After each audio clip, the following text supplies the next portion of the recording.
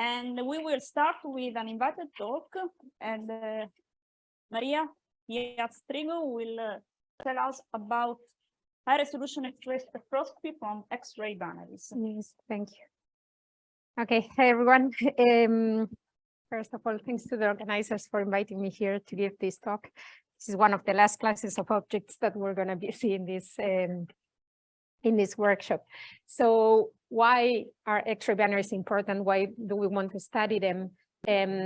First of all, in the era of gravitational waves, you cannot live without these objects because they are fundamental to understand the stellar evolution. And we have heard a bit on Lydia Soskinova's talk about this, but of course, if you're in a binary system, I mean, or rather said, you need the binary system to get to a gravitational wave merger. So these are the kind of objects that you want to be looking at.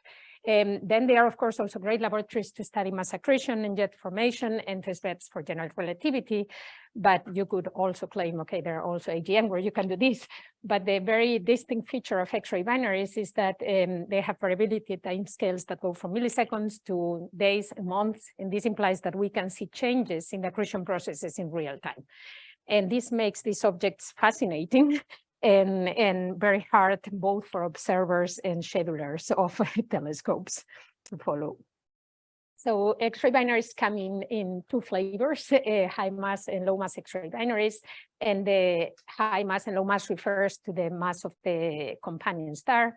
And the accretion, because of this differentiation in stars that accompany the compact object, the accretion can proceed either via Roche lobe overflow in the so-called disk-fed systems, or via the wind of the massive star in the so-called wind-fed systems. And note that recently it has been noted that perhaps in stars that don't feel the Roche lobe overflow, you can still form a disk. So this may complicate things. So not surprisingly, in high mass X-ray binaries, because we have these massive stars with massive winds, the focus of studies also in the X-ray binary part has been on the stellar wind, and in particular in the effect that irradiation and gravitational pull of the compact object has on this wind. And as you can see on the right in a sketch from Vela X1, a famous neutron star high mass X-ray binary, this compact object, which is sitting somewhere here, orbiting the big star, the massive star, so has quite an effect because it's actually creating these accretion wakes and photoionization wakes and God knows what, but it's really disturbing the stellar wind a lot. So in low mass X-ray binaries, we don't have these massive winds from the star. So actually the studies concentrate more on looking at the accretion disk around the compact object. And we can look at a series of phenomena that I will discuss in the next slides. And also on the compact object itself, especially if it is a neutron star. So before we go further, I have to say something about accretion states, because I said that, we can watch accretion happening in real time and, all these changes of accretion processes happening. And this is actually to understand this kind of, these accretion states and the state that your source is in when you're observing it is fundamental to understand actually what you're seeing and to interpret it.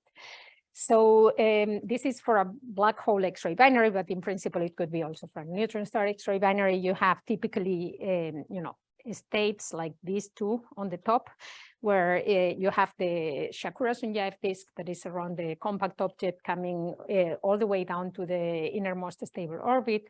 And these are accretion states where you are strongly dominated by the emission of that disk. And this shows up here in this green and red spectra. This is the disk. But you also have other states like the ones on the bottom where on top of, on top or instead of the disk emission, you have actually very hot coronal flow. That was also mentioned in the last talk before the break. And this is a hard X-ray emission that is coming up here in this spectra. So depending whether you are in one state or the other, you're going to see, again, one phenomenology or the other.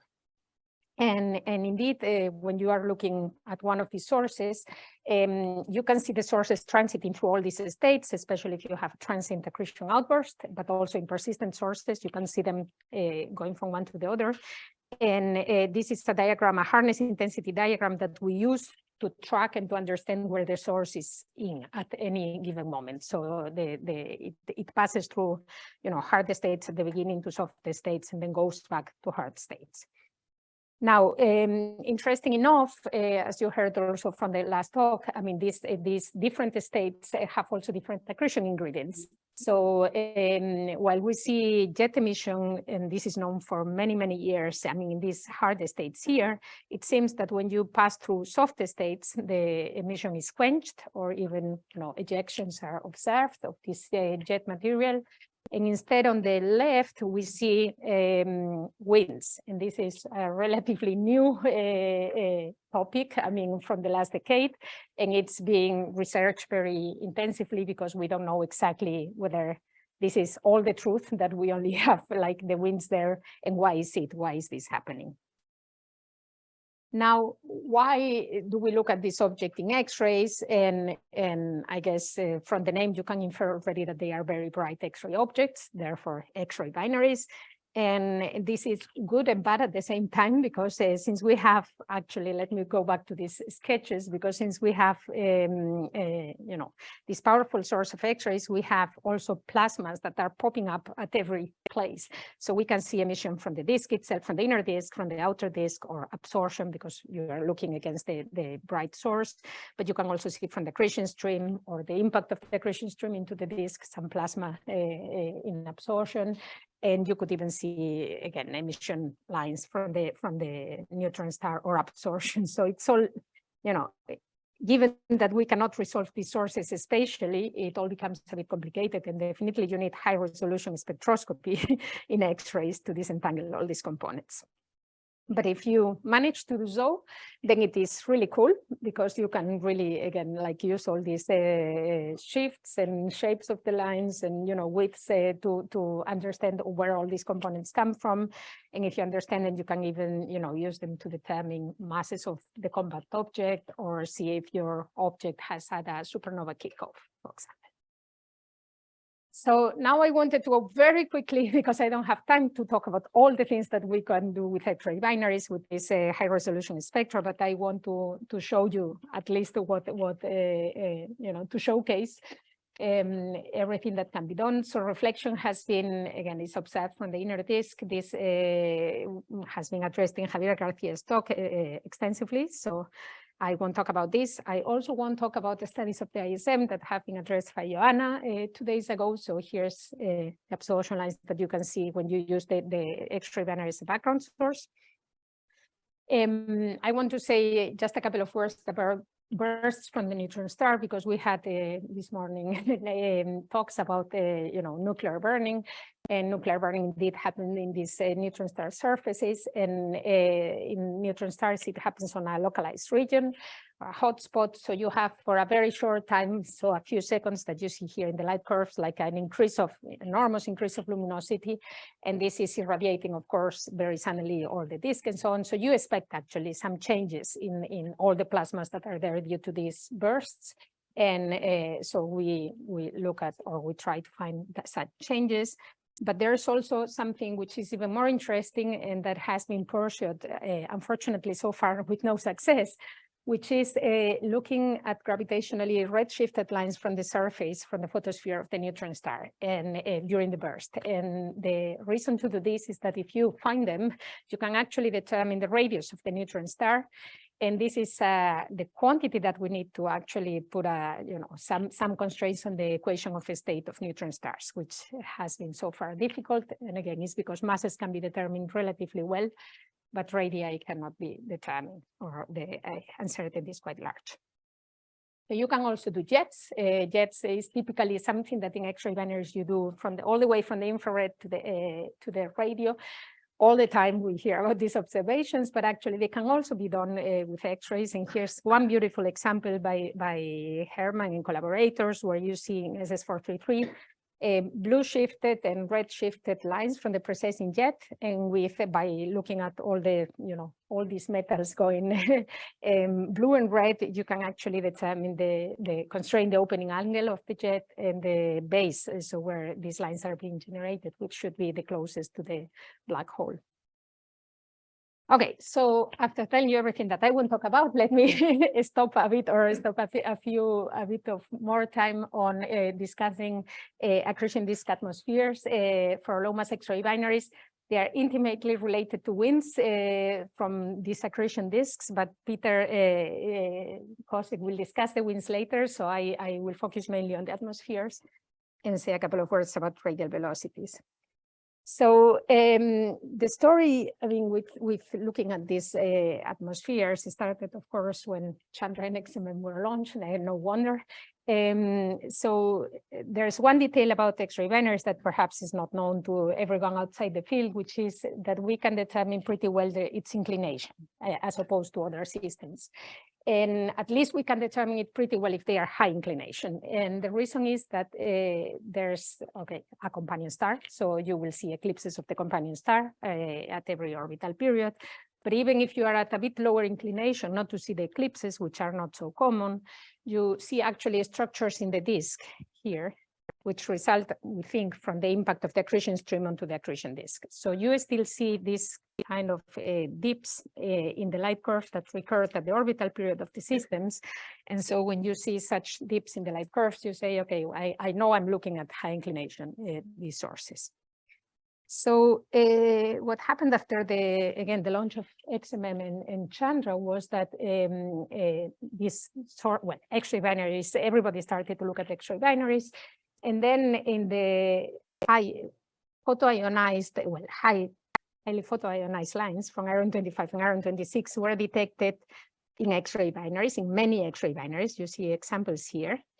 And the unique thing was that they were only detected in these high inclination sources, and we knew which were the high inclination sources. So of course, people made a link right away and said, okay, if we just see them in the system, it must be that the plasma is everywhere, but actually it has an equatorial geometry, so it's like a pancake above the disk, and therefore you see it all in the systems.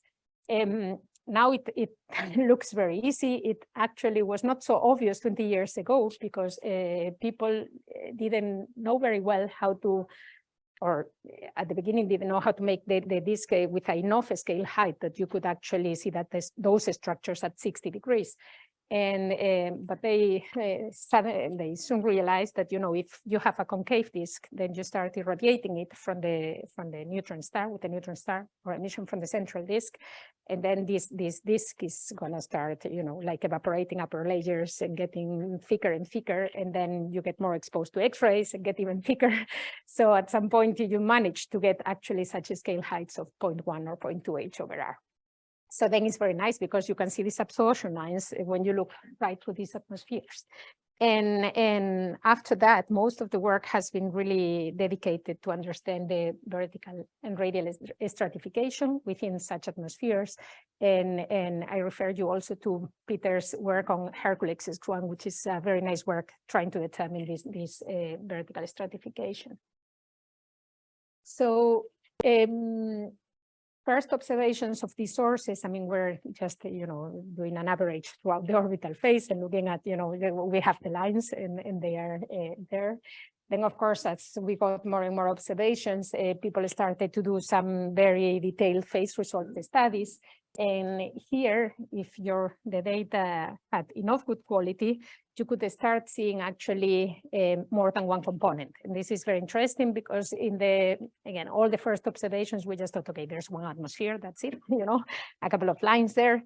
But once you really get very high resolution spectroscopy and you start to be able to divide in many phases, you start to see somewhat more hot components, some warmer components, and you distinguish them also with the shifts of the lines. And in this case, for example, again, it's one of these cases where they see two components, one hot that they interpret being in the closer to the neutron star, and one which is warmer in the outskirts of the disk.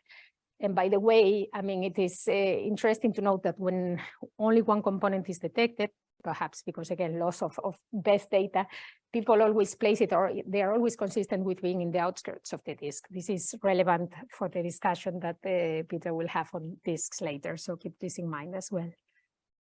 So again, as I said, so up to now we are thinking of like a smooth, atmospheres, like hot plasma. But one of the early studies as well, this time with XMM, because unfortunately we are photon starved to look at them with Chandra at these energies, is that in the orbital I mean, these atmospheres are perhaps not so smooth in the sense that when you remember the absorption dips that we talked about that tell you that the source is at high inclination. So when these absorption dips were looked for the first time with XMM, then it was observed that actually there were lines that had a lower ionization than compared to the ones during the persistent spectrum or the rest of the orbit. So the key advancement here came from modeling such lines with fully self-consistent photoionized models, here done by Jelle and collaborators, and there almost by magic, what was fitted at the same time than the lines were the continuum during these dips. And this was quite a thing because people had spent at least a decade or more trying to fit the continuum of such sources during dips, and they wouldn't understand what was going on. I mean, what the continuum was very bizarre, very weird. And here, just by looking at all, putting the self-consistent model, we saw that all these lines that were low ionization were, of course, causing very weird changes in the continuum that you couldn't model really with continuum models. You had to put all these photoionized plasma models. So again, absorption, but this time we have now already, in the orbital phase, two kind of different plasmas because we have the highly ionized and we have one that is lower ionization. So is this really lower ionization plasma or is it more clumps embedded in a hot phase atmosphere? And I think clumps is like the fashionable word these days because I think every science topic that we have discussed in this workshop, the word clumps comes in at some point. And so also here, so as I said, the problem with studying these dips is that, you can see that these are light curves and you can see that you go to very low fluxes during the dip. And then you still have to do some flux resolved spectroscopy. So definitely, for gratings is too much. I mean, we cannot get there. So we cannot say whether it's really a low ionization plasma or some multi-phase plasma. But what we see already in the light curves is that when you look at them with very high time resolution, very high meaning 1 second or so, you see already that you go from some, small dips here to really very, very deep dips that occult you almost all the emissions. So it looks very much like clumps. So again, people imagined this already in the past, but we still have to prove whether this is the case or again, instead we have some homogeneous low ionization plasma there. And for this, of course, we will use Chris and I will discuss this in the end.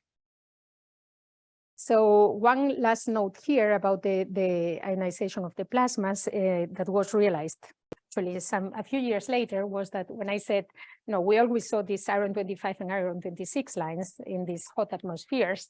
What we didn't realize at that time is that every source that we were looking at was in a soft state. So let's go back to these accretion states.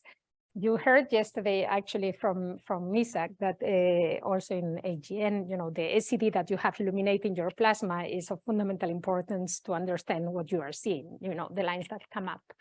And indeed, it's not different in X-ray binaries. And when you have a soft state, here you see some temperature versus ionization evolution of plasmas as a function, and these curves tell you how the plasma is going to evolve when you irradiate it, depending on your SED. So if you have a soft SED, you will be evolving through this curve, and you will be nicely here at some point in some positive slope, and you will get these iron 25, 26 lines. Now, what happens if you go to a hard state is that this part comes here and it becomes completely unstable, so you have to go away from there. So again, in the past, we had always observed these iron 25, 26 lines, and then people, because of studies of winds as well, so they started to say, oh, but in the hard states, we actually don't see these lines. So there's no plasma. Where's the plasma? Where's the wind?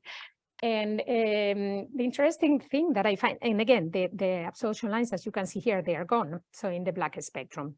Now, what is interesting is that after, seeing these papers, we actually thought back that in our older studies, we had one source which was not really soft state.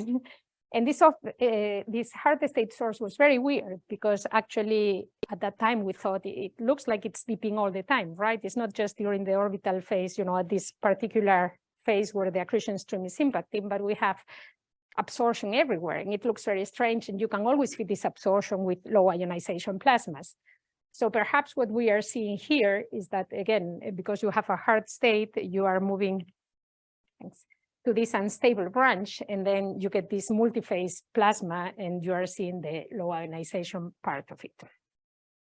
Okay, so just to say, I have to hurry up a bit because I only have a few minutes left. So just to say that if you manage actually to understand very well these atmospheres and so on, they are very powerful because you can use them also to do radial velocity studies. And this is something that is typically done the optical, but in principle, we could do it also with X-rays. And if you can do this, like in this nice example, then you can get the mass of the compact object, which sometimes is not very easy to get. So let me just fly over the high mass X-ray binaries as well, because of course they are super interesting. But this time, again, we move to the winds of the stars. And here the key question is, what is the mass loss rate?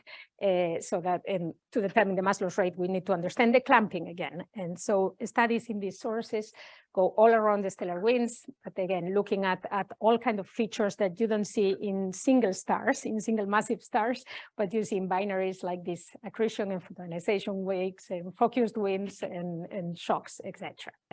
So here I also want to refer you to two talks. I mean, one in the next, both in the next session, actually one by Peter Kosek, which will look also at the super Eddington sources that may be related to these high mass X-ray binaries, and the Cen X-3, which is another very neutron star, very well-known neutron star high mass X-ray binary.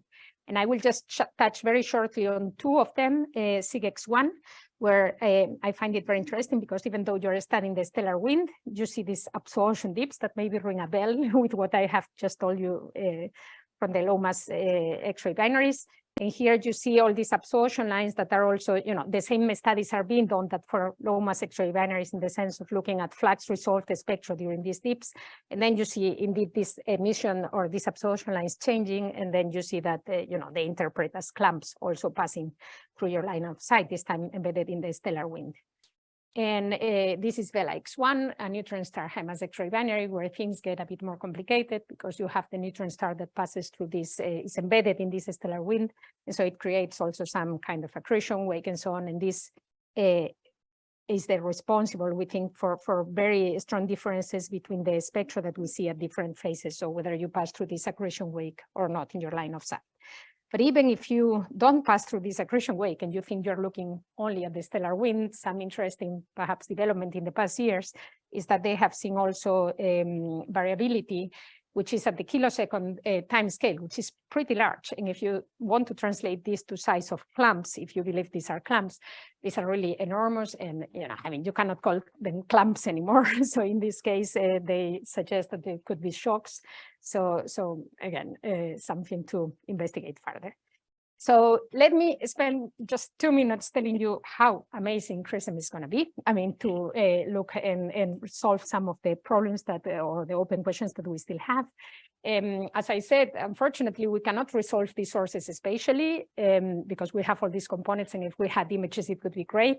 We are working on that. So perhaps in the 2050, we will have X-ray interferometry. So cross fingers. But until then, I mean, I may be dead already. So we have to live with what we have, which is X-ray spectroscopy. And actually, X-ray spectroscopy could be really cool because you could be able to create pseudo images. And this is not science fiction. This is an image of a disk of an X-ray binary, a neutron star X-ray binary done with the optical. So people in the optical do these things already. And this is like helium-2 emission from the disk. And you see how from one night to the next one, the helium-2 emission is changing position in the disk. So you can do actually really cool things. And I think we could do them also with X-ray spectroscopy. So, and indeed the advantage of CRISM here, and Matteo showed already some plots of these plots yesterday, but I want to really emphasize the weak line case, because for weak lines, you don't only gain at high energies, but you are well above the capabilities of the current gratings even at low energies. So this is very nice. So let me comment shortly on the program that we have for the PV facing X-ray binaries. These are grade A here, targets, and grade C. And it's a bunch of objects of X-ray binaries that you may well know because they are all very famous, and they span a range of accretion rates, and they have obviously compact objects, both neutron stars and black holes, and stellar companions under this rate. You can find all of this in the CRISM web pages, so it's all public information. So the idea we had in mind for low mass X-ray binaries was to look at these 4 low mass X-ray binaries with neutron stars, just because black holes are transient, so for a PV phase it's very difficult to look at them. And they span again a range of periods and luminosity, and with this we want to study further all this study of the clumps and multi-phase plasmas and atmospheres, but we can also actually look at testing wind launching mechanisms, because as you will hear in the next session, depending on the launching mechanism that you have, you expect the winds to appear in all the sources or just in one source, depending on luminosity and orbital periods. They all have different prescriptions for the winds, for when the winds can appear. So looking at all of them together, we can find about this. So this is an example of how these dips that were observed again with XMM, and that we cannot really, unfortunately, observe with gratings in Chandra because they have very few photons. So how they will look up in CRISM. And this is really nice because you see what was one line, on broad line in EPIC, will suddenly be resolved in all these lines from iron, all states from iron 20 to iron 24, or even iron 29, 18, etc.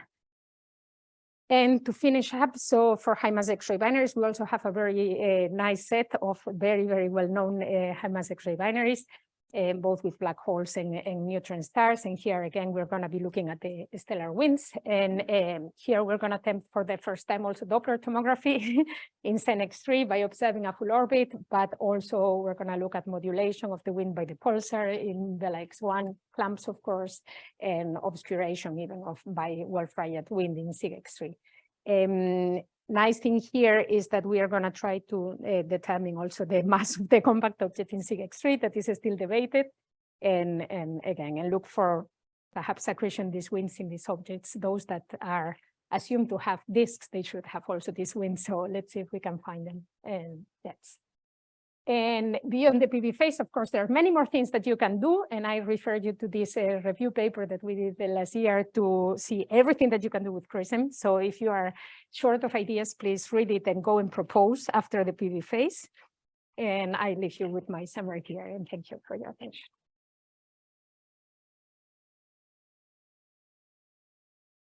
Thanks, Maria. We have time just for 1 or 2 questions. Thanks, Maria. Very, very nice talk. Very, very clear and comprehensive. Though high resolution spectroscopy observation of the atmosphere of the disk provide also information on the radial extension of the atmosphere besides the height. Well, you have the Keplerian velocities and the width of the lines, right? So with this, in principle, you should be able to pin down exactly where they are. You're looking at an integrated line of sight. Yes, you have, exactly. So you will understand a bit better when you see Peter's talk on Hercules, or work on Hercules X1 to disentangle the radial and the vertical is not always very easy, but you can get a handle at least in some sources. Yes. We have time if someone else has one question. Okay. Oh, sorry. Hi, thanks for the nice review. You already showed radial velocity from lines. You can't build Doppler tomograms from those, or are they just too low spectral resolution right now? Sorry, say it again. I didn't get it. So you already showed phase resolve spectroscopy of lines yes, in the X-ray. yes. Why can't you build Doppler tomograms from those already? Are they just too low resolution? Well, you need many lines actually to these Doppler maps are quite, it's not straightforward to do them. So you need emission lines to begin with. So for many of these sources, you cannot do it, or at least at the moment, the method is developed for emission lines. And you need really a bunch of lines all along the orbit so that it's quite complex to trace back all things. So in optical, they have a lot of lines. Here, I expect that when we have, increase and increase our ability to detect weak lines, we'll have also a lot of lines, because every Chandra observation that was long enough and with enough sensitivity, we saw more than one component. So I think it's just a question of, like pushing it further. Okay, thanks, Maria, again. We can contribute a talk by Norbert Schulz.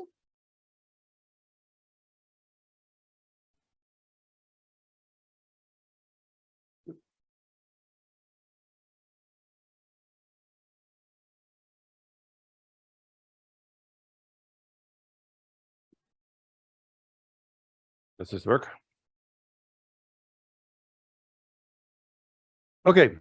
In this talk, I want to show you what we see with the Chandra HETGS when we observe the ultra-compact X-ray binary 4U1626-67, and specifically for okay. And specifically focus on what happens during various torque reversals in this source. This is an ultra-compact X-ray source. You see here the orbital period is only 42 minutes. I added this nice picture. It's not 1626. It's actually 1820 minus 30, and so 1626 is 3 times bigger than that. Now, what you see here is this ultra-compact binary is accreting and is engaging in various torque reversals. There was one torque reversal from spin up into spin down in the early 1990s. Then a torque reversal happened in 2008 from the spin down period up to into spin up. And quite recently, actually 2 months ago, it went from spin up back to spin down. In the mid-90s with ASCA, they discovered a huge line component at neon 10, which you see here, and also some at oxygen, which when we looked at the source in 2002, could actually resolve with the HETG into a Doppler line component. So with a blue shifted and a red shifted component. And you see here the oxygen components, the hydrogen-like components and the helium-like components, which are a little bit more complex. After we then started more a observing campaign, specifically once the source went into the 2008 torque reversal phase. And you see here all the observations we did with the HETG. The next one after the torque reversal was in 2010. And what we saw right away is that the source before torque reversal was very, very quiet. So there was actually nothing, no features in the X-ray light curve, and then started to become extremely active with some quasi-periodic activities in accretion outbursts. And then over time, and these are all the observations you see here in the table, here as a light curve in this time started to quiet down again. And at the end, a year ago, this is from a year ago, looked almost like this one again. Now, if you look at the continuum, we have to have a good continuum, because if you want to do the precise line analysis, you have to know your continuum precisely. And it's dominated by 2 components, a power law component and a black body component. And you see here the parameters of that continuum. Here is the torque reversal. Here you see all the parameters. Here the flux, here the power law norm, power law index. And you see there's some flipping around here. You see the flux was almost going down to 0 and then suddenly jumped up to a being a very, very bright source. The index in the power law changed, the temperature changed, the black body radius changed. So there's a lot of changes going on, and we wanted to know what happens to the line emission during those changes. Now, you see here, before torque reversal, the observations just showed the neon and the oxygen line complex. We now added about 400 kiloseconds of observations, and you see the integrated spectrum here. And next to the oxygen 7, oxygen 8, and neon 10 and neon 9 disk lines, or lines which we knew beforehand, we now have magnesium 12. We even discovered one at iron 25, and we found a highly mysterious component near 16 angstrom, which is very likely iron L, and I will explain that. Now, the disk lines look like this. You see here a very significant line at neon 10 with a very, very peculiar shape. And the Doppler lines that we had identified before torque reversal actually turned out to be what we call a disk line, and with a very peculiar shape. And the disk line is dominated by the inner disk radius component, inclination, and an emission measure function that is an exponential with the radius.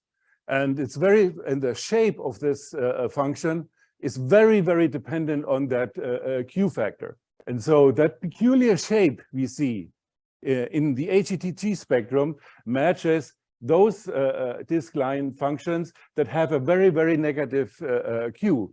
What that means is that this emission, this emissivity, is completely tied into the inner disk. So this emission comes solely from the inner disk radius. And the inner disk function also defines where the inner disk radius actually is. And so we got to think what this emission could be. We looked at the spectrum. We don't see any RRCs.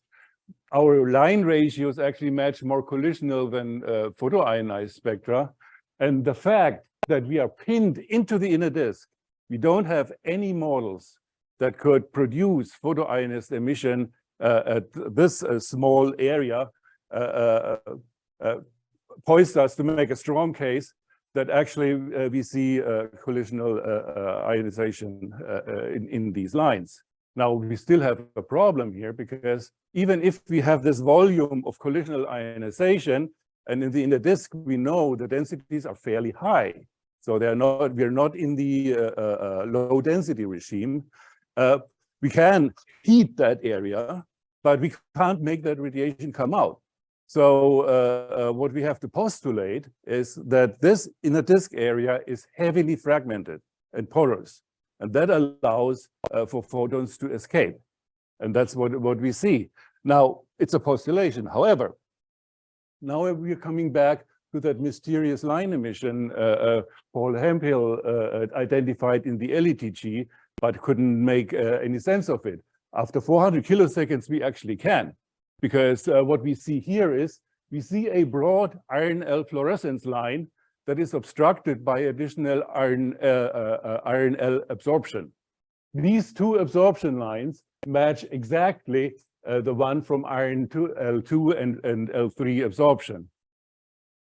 Now, the funny thing here is that if we say this is iron L absorption and we apply the high resolution iron L absorption function, then we find that this can only be the case if this iron L line is not only broad, but it also has the shape of the disk line. If that is the case, then we have two things. One is we have cold areas that emits iron L fluorescence, and hot, like what we observe, 10 million Kelvin emission that produces neon 10. That can only happen if there's shadowed and direct emission region, meaning there is high fragmentation in the disk. So this is kind of like a neat feature. Now, the whole purpose of this observation, we started, that monitoring we started in 2010, was actually to observe this parameter here. You see here the 4 disk line parameters You see on top the flux. You see how the lines changed from low flux to very high flux. This is the Q parameter, which stays fairly constant over the entire period, meaning that this line keeps just pinned to the inner emission, keeps being pinned to the inner disk.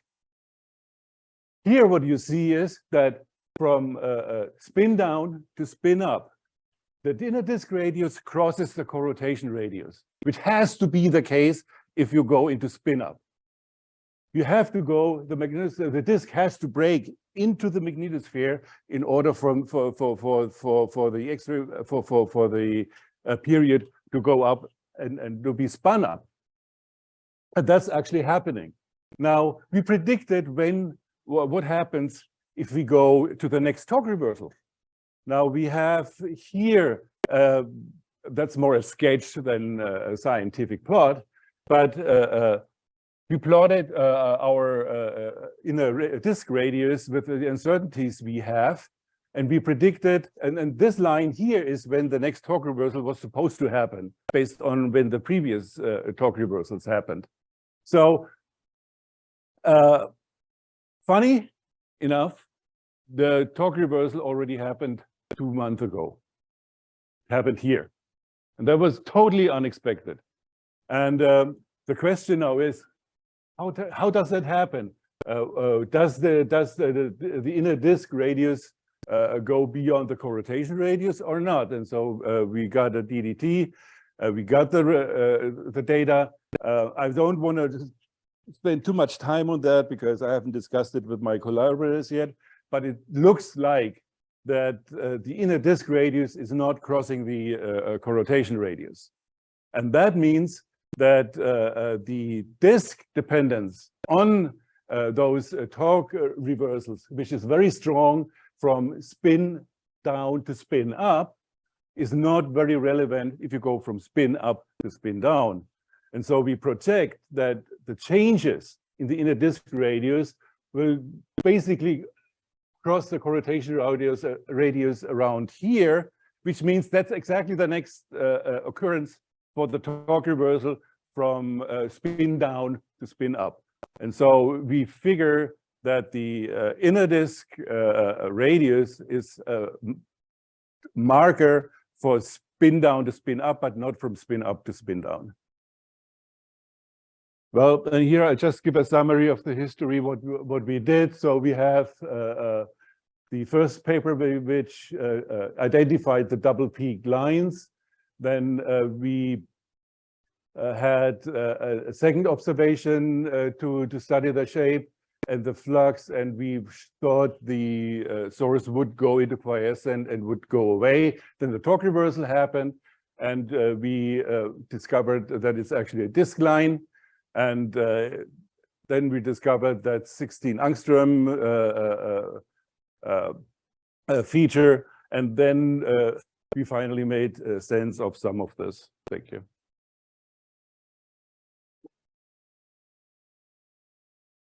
Thank you very much, Norbert. Matteo? Oh, thank you, Norbert. Why do you see absorption only against the iron L and not against the other lines that you fit with the disk line profile? That is a fair question. That's very likely because there is iron in the line of sight, and we noticed, for example, in the previous torque reversal, that an iron fluorescence line was popping up and then vanished. And so for some reason in these torque reversals, there's iron being pushed in the line of sight.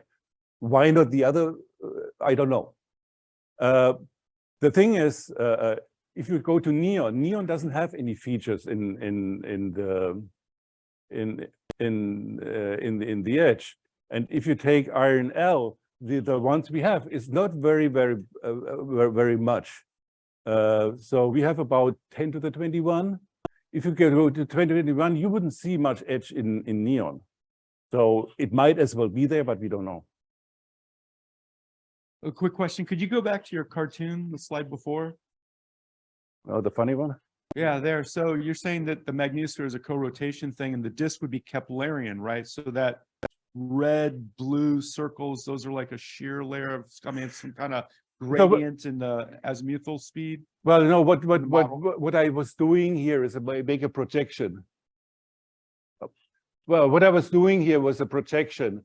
If this progression is linear, then I made the red contours on the 90% uncertainties, and I wanted to see where that goes to the when that hits the corrotation radius. This is where we anticipate where the corrotation radius, where the next torque reversal was supposed to be.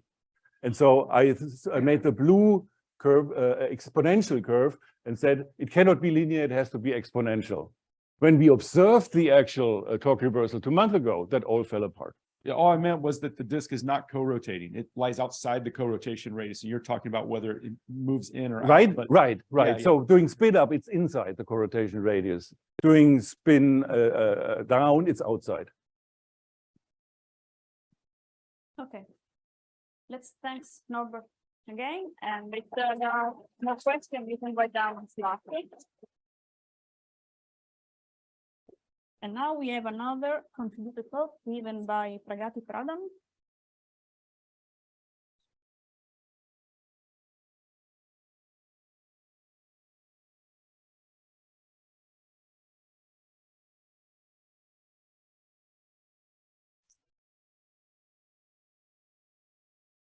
Hi, so today I'm going to be talking about Compton shoulder in high mass X-ray binaries. I'm mostly going to be focusing on what gives rise to such a feature in the context of high mass X-ray binaries. Start with a little bit of introduction and talk about what we have seen observationally with gratings and what we can possibly do with CRISM.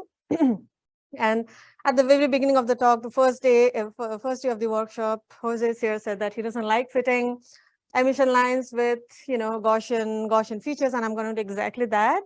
But the only thing I'm going to tell you more about that is that I'm going to show you what happens if you cannot fit the emission lines properly with a Gaussian feature. What are the interesting physics that we can learn out of it? And that's where the Compton shoulder comes in. So just a quick recap about high mass X-ray binaries, although I know there's been excellent review in this the last talk.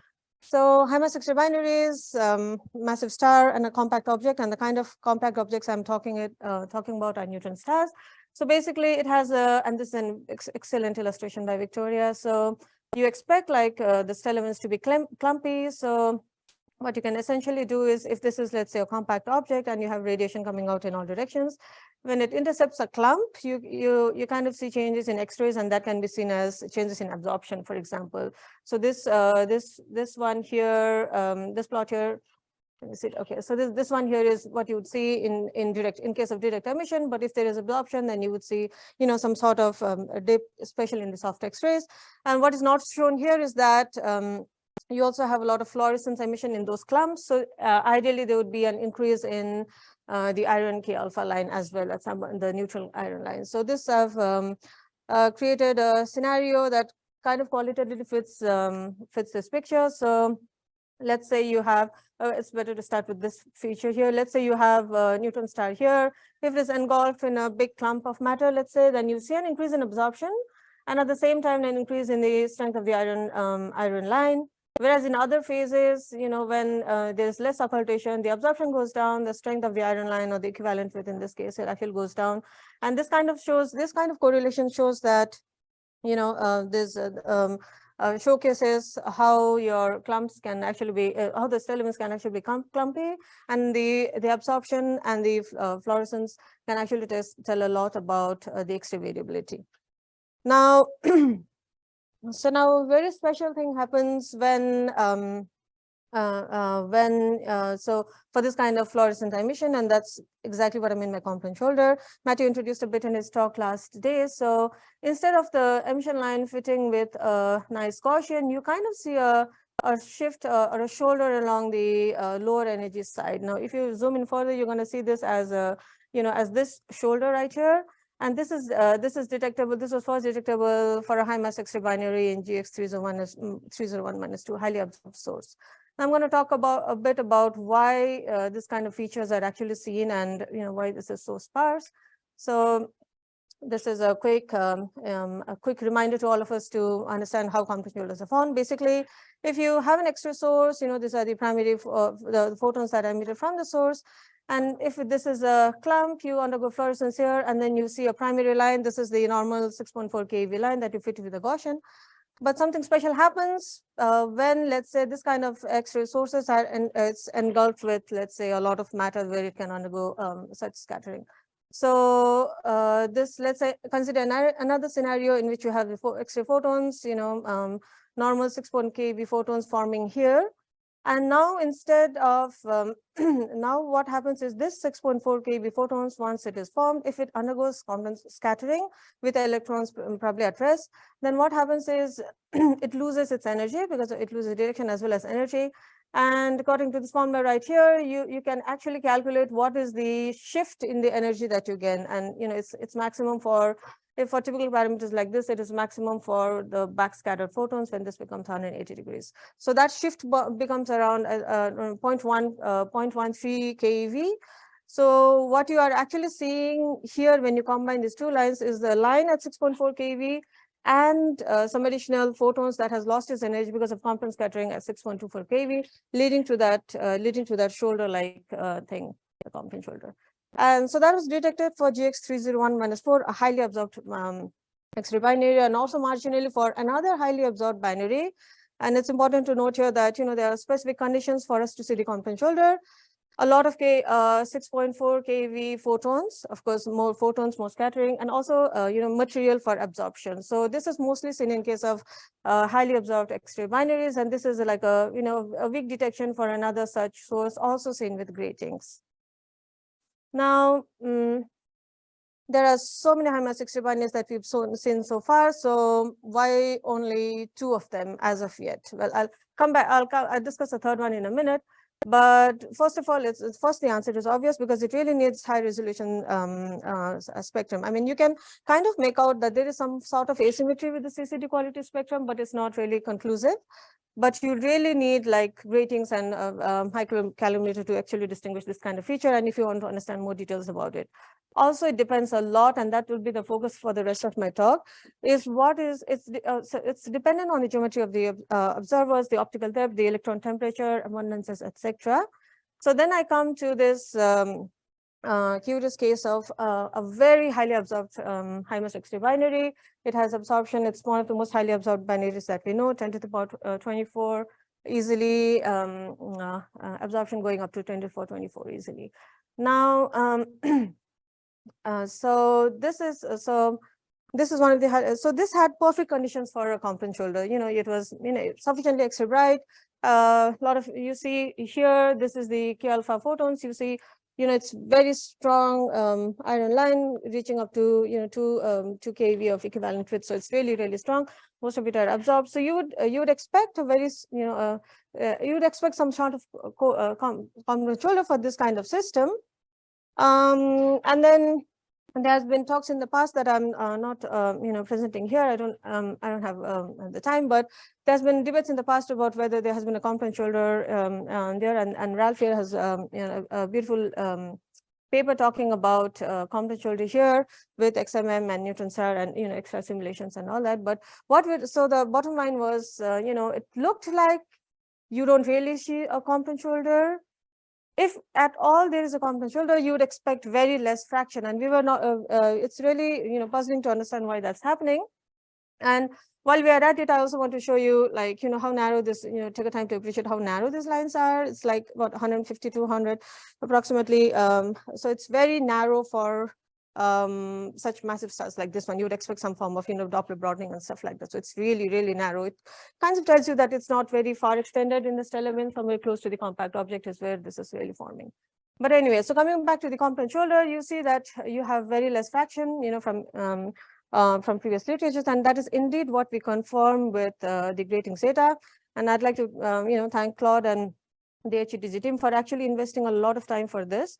250 kiloseconds of time for actually investigating what is happening in this source. Now, put side by side, I just made this plot some time back. It's like you know, we can appreciate from this side-by-side comparison, not only the increase in resolving power, but also how much of area prism has. And this is like, you know, 250 kiloseconds over 40 kiloseconds of data. So it's going to be really, really useful, like Matthew was mentioning. It's probably going to be a routine thing to look at this kind of features with prism.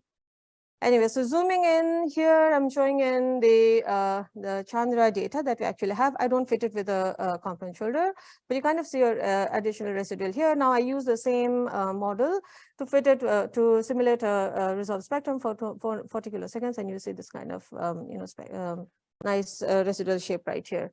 Now, this is just an approximation. You ideally should be fitting this with a box-like function to mimic the shape, but this is you know, it's easy to compare the ratios of these two lines if I just use two Gaussians, and that's the choice we made here. Anyway, so why is the Compton shoulder so low in 4.8? Well, Compton shoulder, like I said, depending on a lot of factors, dependent on the geometry, for example. It depends on whether you adopt a spherical versus slab geometry, transmission versus reflection spectrum. It's also dependent on the electron temperature. If it's very hot, you kind of smear out the profile, so you don't really see it well.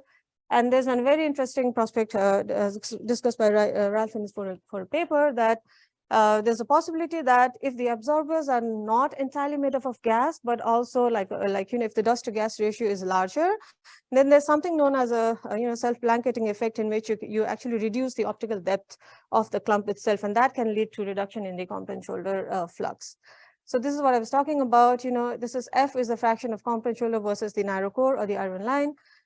This is spherical versus slab geometry.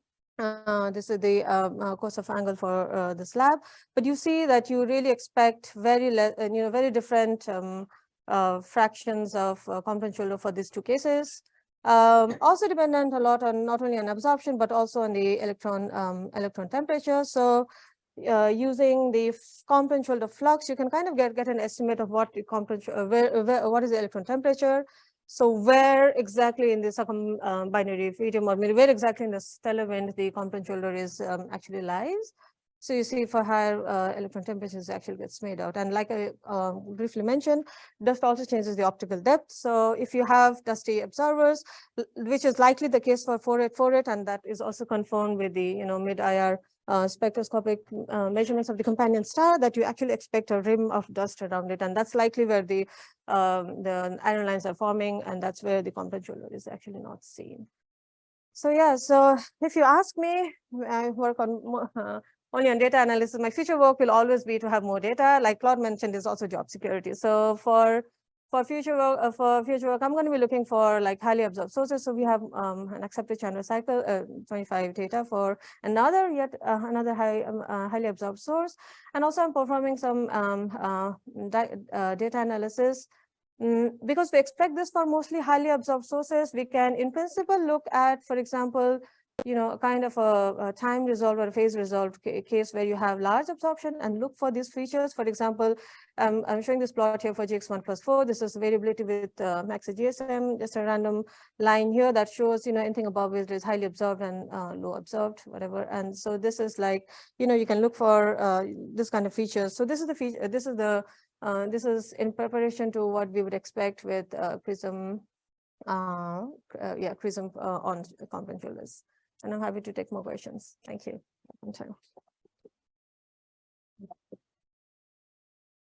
Thank you. Questions? We have a question online by Anonymous Activity. Okay. GX3012 has one of the most prominent Compton shoulder. However, the ratio does not exactly match that from MAT 2002. Can you comment on what can be the reason?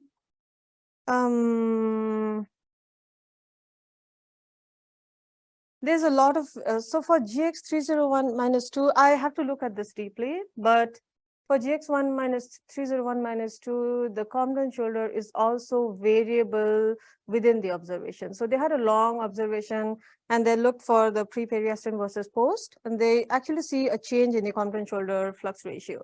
So maybe that's what you're seeing right here. I have to look more closely and compare it with MAT data. Does that answer the question? So this one is more averaged over the entire observation, the one that I showed. Oh. Other questions?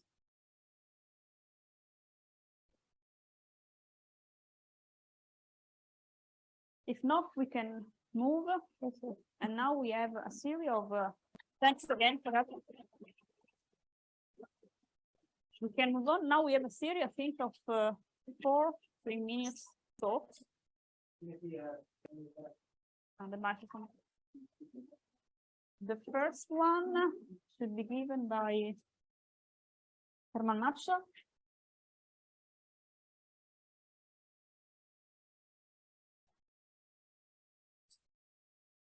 Ties, right? Yep. Hello, hello, hello. All right. Flash. If you like getting high resolution spectra of an X-ray binary, why not do a whole bunch of them at a time? So look at the whole bulge of M31. We spent something like 700 kiloseconds with the gratings on the bulge of M31, and there's a little pattern of where the pointings are to try to get the order 50 to 100 different sources to do high resolution spectroscopy. So I'm only going to give you a little taste of what was possible. The kind of science goals we were looking at, and you can see even with the very few counts in the spectrum, you can see emission lines from high mass X-ray binaries with the when there's a ionized inflow. And you can see if you had a supernova remnant, you could see all the individual lines pretty easily and do line ratios and all the other fun things that folks, I don't know what they do with the supernova remnants. It's, whatever they do, they would be able to do that with this, okay? So we would look at interstellar medium edges, look for oddities in the abundances that are local to X-ray binaries. There'll be super soft sources, and there's other stuff. Okay, so it works. This is your this is a compendium of all the data that we observed. These are all zeroth order, but you're starting to see the spectra of the one really bright source, that brightest one, because we had different roll angles. You'll see the spectra going off in different directions. So that's an easy one, but we're going to try to get down to that. And we have tens of thousands of counts for that source. But what we're trying to do is get to the other sources in there. And so even with all of these individual sources, you should be able to start measuring the interstellar medium absorption in the galaxy of Andromeda, because you're going to see some on one side of the galaxy and some on the other side, because you're looking through the disk. And you can start looking at the at other edges in this. This is all in progress. And what I wanted to say is, how can you wondering now? Yeah, how can I get involved in this bounty of data set? Well, if you're interested in active galaxies, we have spectra of M31 star, the nucleus. Not a lot of counts yet, but hey, that's one thing for the future to put more data, put more time into this. And these are some of the science programs that you can start to look at a bit more. You can do transient spectroscopy. Look at the transients. We see transients in these data. You can get spectra without pileup because well, we're looking at the dispersed spectrum. All the bunch sources of population, interstellar medium edges, supernova remnants. We can get a little bit fainter into the population. We need a little bit more time for that. And so that's one reason why I'm saying, this is the kind of a thing that you can do for the future, because M31, we can resolve it with Chandra. You cannot resolve it very easily, all of the different sources, and especially the active galaxy in the center with all the future instruments that are coming in. 10 arc seconds is not going to be good enough. At high resolution, you're not going to be able to separate all the individual X-ray binaries. So why not spend time when you have an instrument as good as Chandra is, start doing spectroscopy of all the sources in other galaxies, go to megaseconds worth, and that sounds like a good time to stop, because the next time you'll be able to do something like this would be something like Lynx with an arc second imager and gratings on that. So We got plenty of time, maybe 10 years. A few percent of the time is all we ask. Thank you.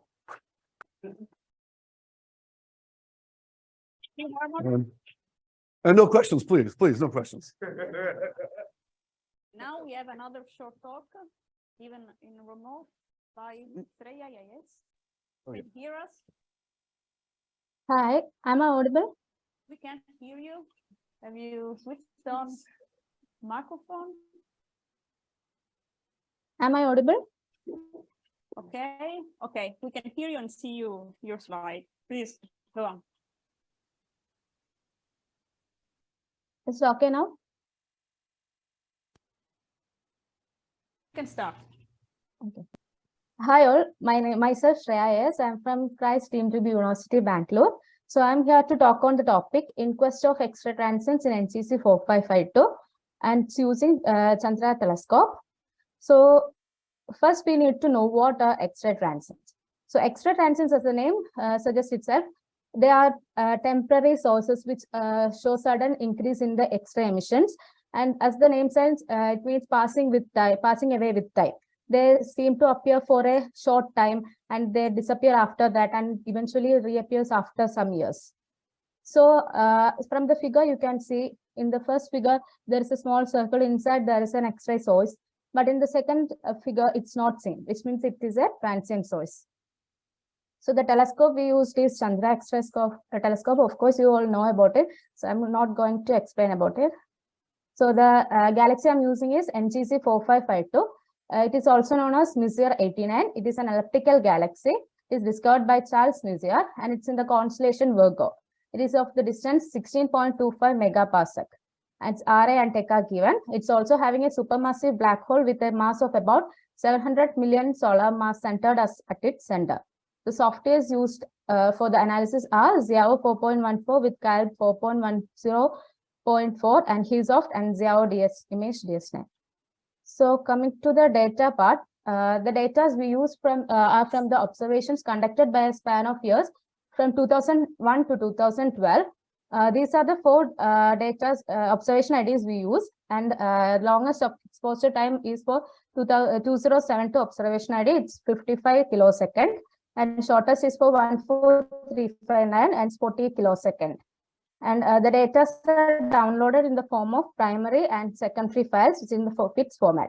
The second main part is the data reprocessing. Data reprocessing means reanalyzing a raw or processed data to ensure the accuracy of the results obtained. So here we are converting the scientific files or housekeeping files into cleaned event files. The figure shows the reprocessed event 2 file of the longest observation. The next step is data filtering. So the data are filtered out from the CCD, which has the galaxy in it. Here CCD ID 7 is filtered, and it is filtered within the range, energy band range of 0.3 to 10 kilo electron volt. So the next part is to detection of X-ray sources. To detect X-ray sources, we use wave detect tool. We use wave detect tool because it can separate closely spaced point sources. So it also correlates the image with wavelets of different scales and search for the significant correlations. The wavelet scales we are using is 1.4 pixel, 2 pixel, 4 pixel, 8 pixel, and 16 pixel. And the detection threshold of the output is 5 into 10 raised to minus 6. Using wave detect, we found almost 93 to 126 sources in the 4 observation IDs. And then comes the 4 RE circle. 4 RE means 4 times the effective radius. That is, effective radius is the radius at which the half of the total light of a galaxy is emitted. So 4 times RE is used. So RE for one RE for this galaxy is 0.49 arcsecond or 2.4 kiloparsec. So we are using 4 times RE. So now we are focusing only on that 4 RE region, inside that 4 RE region. So visual detection. The next step is visual detection. So it is based on the on-off state of the sources detected. Some sources may appear in one observation and it disappears in the other, and which are visually detected. About 14 sources are detected inside the 4 RE region. So we name these as T1, T2, etc. For example, as in the figure, it shows T1 is present in observation ID 2072, but in the other 3 observations, it is absent. So it may be a transient. The next step, we need to know whether it is a transient or not. For that, first we use is the light curve analysis. So we generated the light curve just to know just to study the brightness variations of the sources over time. This figure shows the light curve of the transient T1 with a bin time of 600 seconds. Next step is spectral extraction and fitting. This step we are using to check whether the transient sources are genuine or not. So we extracted the source and background spectrum of the same size, and then we group the source spectrum with a minimum of 20 counts per bin. We use expect for this, and if the counts are greater than 100, we use chi-square stat, and if the counts are less than 100, we use c-stat. So, and the extracted spectrum is fitted using the models power load, SBB, C-flex, B-body, and TB-ABS. And we also use an absorption column density, which is equal to 0.0275 and 10 raised to 22 centimeter raised to -2. Then the figure shows the spectral fitting of T1 using this baby. Then these are the best fit parameters and the models used. In the table, KT refers to inner disk temperature, which is a disk BB parameter, and gamma suggests photon index, which is a power law component parameter. Then using C-flex, we found the flex, and from that luminosities are calculated. Okay, then for C-stat, we use goodness task, which is used to find the quality of the fit for the sources with the less number of counts. So good of fit is less than 50%, it is acceptable. For chi-square, we use null hypothesis. And the last is upper limit count rate detection. For some sources which are not detected in some observation IDs, like example for 207 in T1 is found in 2072, but in other three it's not found. So we need to take the upper limit of that.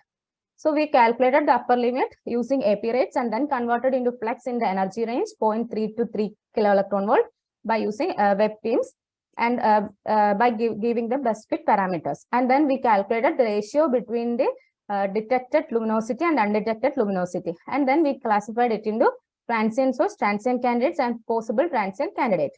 So ratio greater than 8 are transient sources, and ratio between 5 and 8 is transient candidates, and ratio between 1 and 5 is possible transient candidate.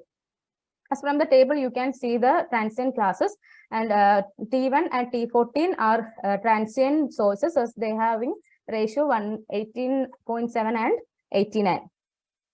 And the results, there are 14 sources are visually detected inside the 4 RE circle. Among them, 2 are transients, transient sources, while 2 are transient candidates, and 7 of them are possible transient candidates. Out of these 14 sources, 10 prefer power law and 4 prefer this BB. The estimated luminosities of detected sources range from approximately 4.1 into 10 raised to 37 to 2.1 into 10 raised to 39 erg per second. And the upper limit luminosities of undetected sources ranges from 1.52 into 10 raised to 36 to 1.77 into 10 raised to 39 erg per second. And T1, T14 can be considered as ULXs, as they have changed their luminosity roughly by 2 orders of magnitude between the observations, and also both exceeds the 10 raised to 39 erg per second luminosity. And T1 favors this BB model with an inner disk temperature of 1.3 and 3 kilo-electron-volt, and T14 is in hard spectral state with a power law index of 1.1. T4 and T7 may belong to they are transient candidates, so they may belong to neutron stars or binary black hole. Thank you. Thank you. We have another short talk given by Shina Adegoke.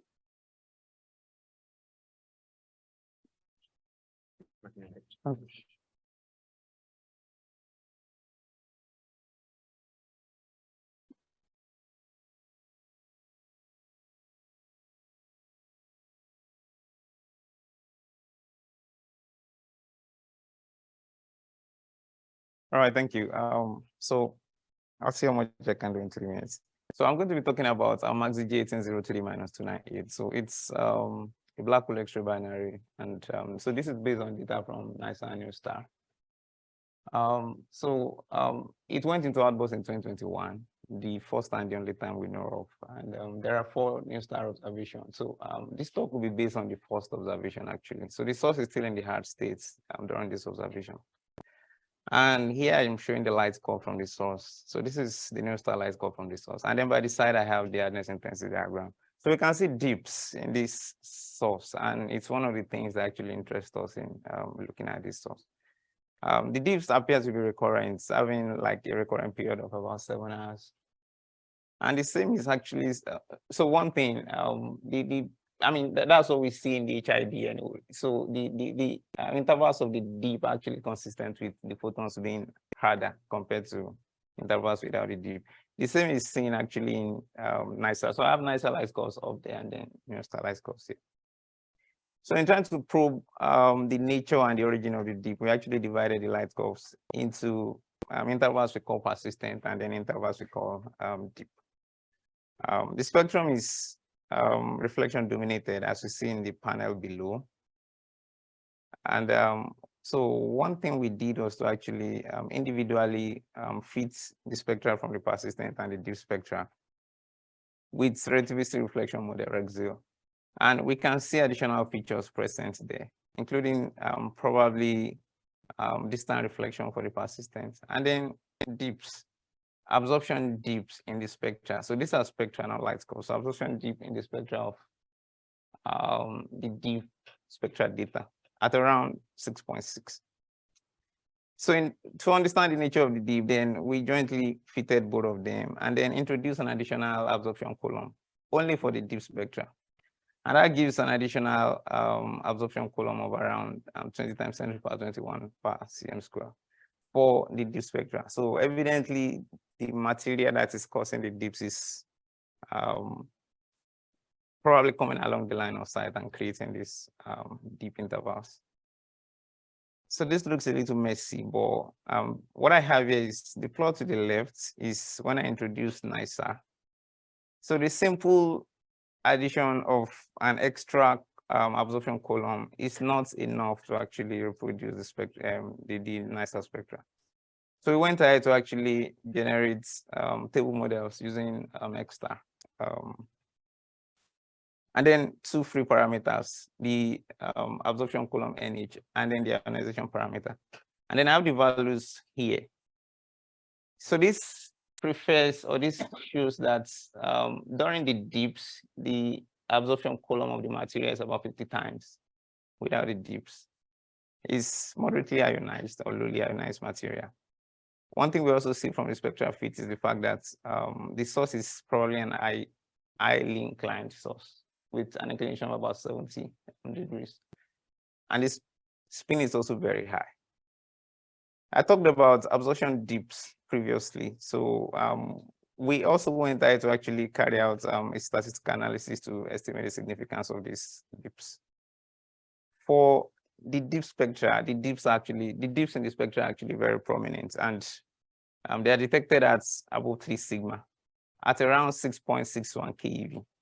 Now, if this is linked to HE like ion 25, then this would mean a velocity redshift of close to 4,000 kilometers per second. So this is unlike what we see in outflowing winds. So this material that is actually causing the dips is actually not outflowing. So it's probably inflowing, or in the least case, not moving in the same direction as winds that we see typically. For the persistent spectra, the absorption line is not very significant, so we don't stress much on it. So this is more like the takeaway from this analysis, that this source is rapidly spinning, is highly inclined. There's probably the presence of disk wind in it, and then there is an obscuring material, probably in the form of clumps. We are not very sure, that comes in a line of sight every now and then causes those deep intervals. So this is more like the picture we're looking at for this source. And thank you.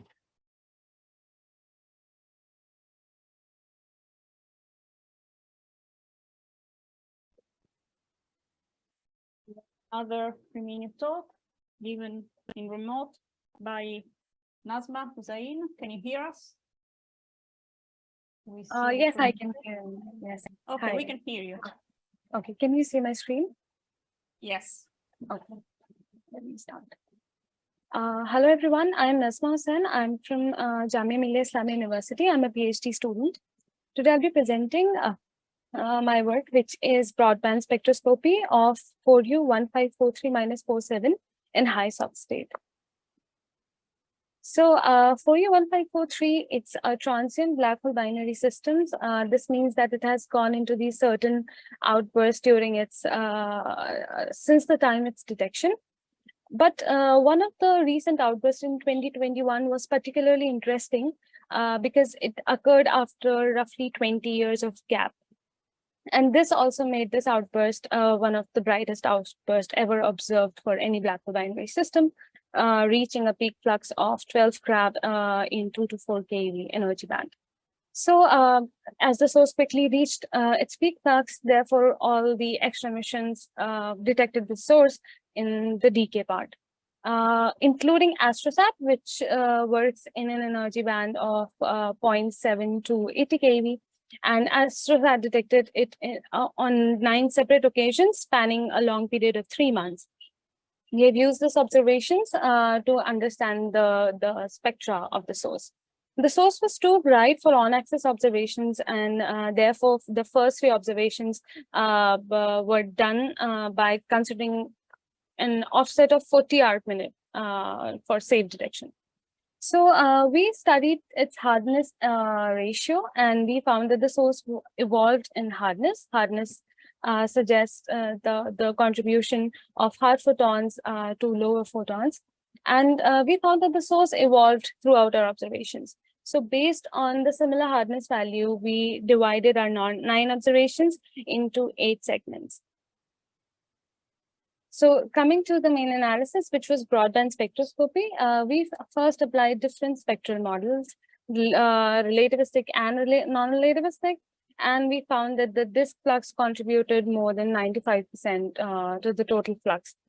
This suggests that the source was in high soft state. And what was interesting about this particular observation was a very characteristic strong dip in 7 to 11 keV region. We applied different reflection models and different flavors of reflection models, but what we found was that there was no betterment in the fit. Instead, when we used some partial covering absorption models, for example, like ZXIPCF, this largely removed the residuals, as you can see. So this feature has been also one of a kind to be observed with this strong absorption. And so to explore this feature more, we found its strength in terms of how it's evolving with the flux of the observations. And we find that here, this is the column density of the component. Here is the covering fraction. And we found it to be roughly correlated with the flux. Some similar features have been earlier reported for disk winds, suggesting that this feature could be, but of course, we need more, much better high resolution data. Specifically, we can use Chandra data to explore the resolution of this particular feature. Also, another interesting thing we found using different models was that our inner radius was truncated at a certain radius and was not extending up to the innermost stable circular orbit, which is unusual for high soft states. And we also found a correlation of this inner radius with accretion rate, as you can see here. This was checked by applying a Spearman rank coefficient test, and we found it to be strongly correlated. Of course, since this is an unusual result, we tried to explore alternatives to this truncation. And we found that if we allow the spectral hardening or the disk atmosphere to change in this range, then we can go ahead and explain it by having the radius fixed to ISCO. So this was particularly an interesting outburst because this source is a low inclination source, and to find such strong dipping in the spectra is really interesting. We need more work on this. With this, I would like to thank you.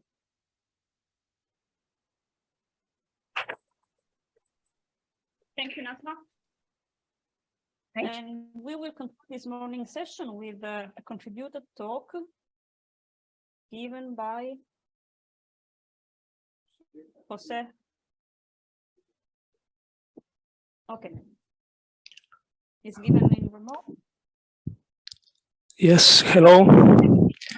Okay. So let me share my screen.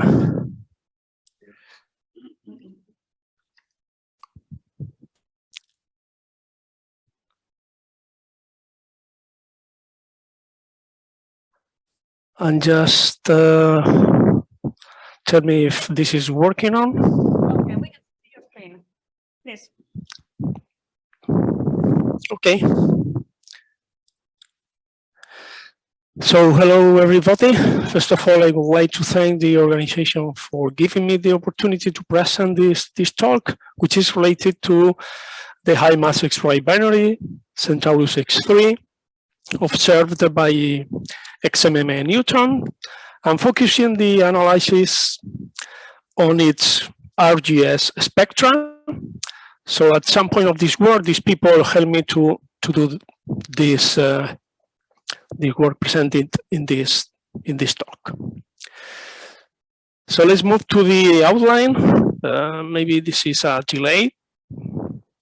This is the introduction, and I present here the properties of the system briefly. So on the left, we can see a picture related to this system where we have the neutron star, the accretion disk. Maybe this is the also accretion by wind and also fed by Roche lobe overflow. And here is the post period of the system. And maybe this is a combination of these two accretion modes, just because the brighter luminosity in X-rays. On the other hand, the neutron star has these properties with this magnetic field, and on the right I present image by MAXI, which is used to long-term spectroscopy analysis, which is not the aim of this talk. And finally, I present the orbit properties of this system, just to more or less be clear what are we analyzing with the spectra. So this is the orbital period, and all of this data are collected by the provided by the literature. And finally, in the next slide, the next point, we present the observations taken by XMM Newton. Sorry for this delay. On the right image, I present the two pointing orbits with this. The red line is the eclipse and eclipse egress observation. This is the PN light curve, but the RGS presents exactly the same light curve, the same shape, and this is the out of eclipse orbital phase observation represented by the blue line.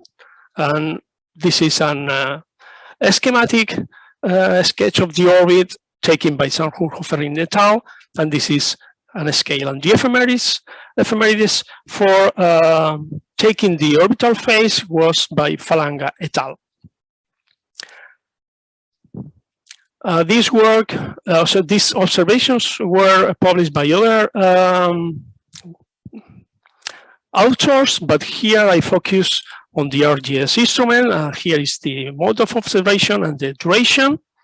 And finally, we move to the results of the orbital phase average spectra, which is carried out by SPEX software.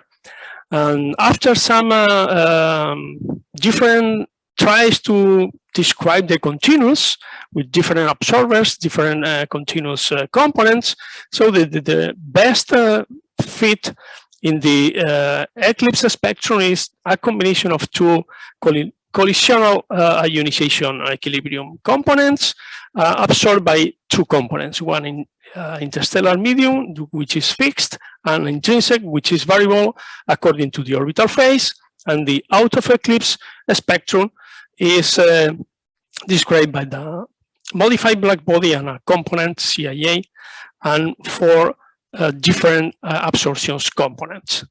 So let me show you the parameters, the three parameters of the first observation, where this is the results, this is the combination, and this is the abundances provided by the feed in neon, magnesium, and iron. So move from the plots, and in the first part of the plot, which is from 7 to 11 angstroms, so this feed take into account the magnesium line, emission line. Also, well, we cannot claim this the detection, but here is the iron 18, neon 10, and here we have the triplet, which is nuclear separated in this eclipse spectrum. And in the last part of the, which is from 11 to 15, because above 15 angstroms, where we have no counts essentially, within this part is practically background, but also take into account to the neon 10 Lyman alpha line, and apparently in the triplet, so we have no idea if is there or not, and we can't separate it by the model. So we do the same. Here we present the results, but I focus the idea with the ionization parameters should be about 10 to the 3.4, just because the presence of these iron lines and these CIA components describe some emission lines present in this spectrum. So we did the same for the second observation of XMM Newton, and this is a simple scheme, just presenting different components and in the eclipse of this system. The parameters are in this next table, and here the intrinsic absorbers presenting apparently different ionization states, which is collecting by the different emission and absorption lines in the spectrum, and this is the other components, and present the different plots in the same way from 7 to 9 in this case. So the bright X-ray emission, so don't allow us to claim for presence of emission lines, as we can see in this part of the spectrum. The same in the second part from 9 to 12, but apparently some slab component describes this absorption effect in this part at 9.4 angstroms, and in the next wavelength range we present some components of the emission lines. And here is not well described by the model, and apparently here we have different components of the triplet of neon. Apparently also we cannot claim it, but well, here is present the neon edge with different absorptions that may be present. And the last part of the spectrum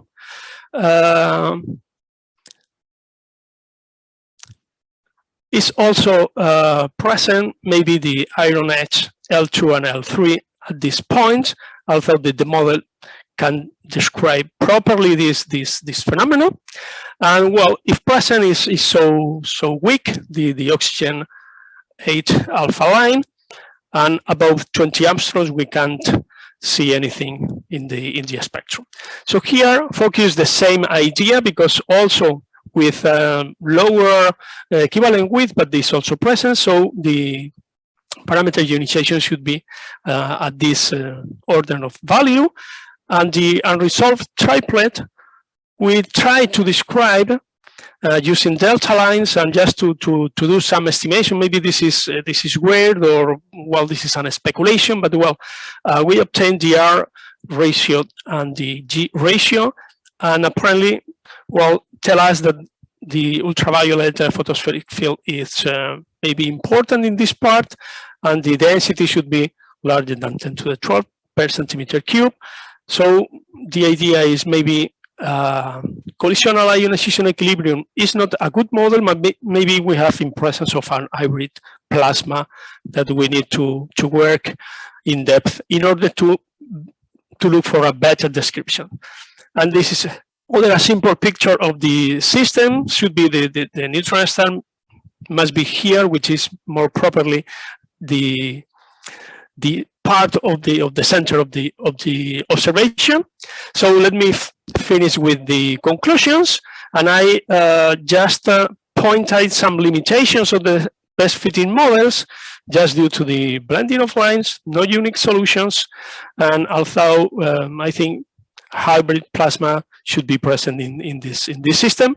And this is my last slide. Thank you for your attention, with the acknowledgement for supporting this work. Thank you. Thank you very much. Is there any question?